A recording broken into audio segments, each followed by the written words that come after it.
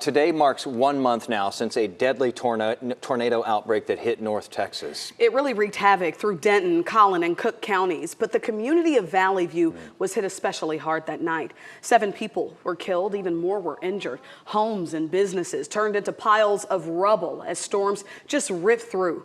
In all, the National Weather Service says 5 tornadoes touched down. In fact, our crews just flew Chopper 8 over that area less than half an hour ago. Take a look at what we were seeing from up above. Debris still strewn across the landscape there. Though weeks have passed, you know that rebuilding takes a long time, and right now they are still really just in the beginning stages there. And some people may not be able to rebuild at all. And of course, some homes, as you look around, they're totally gone. That cannot be repaired, and will either be replaced or it'll be a vacant lot.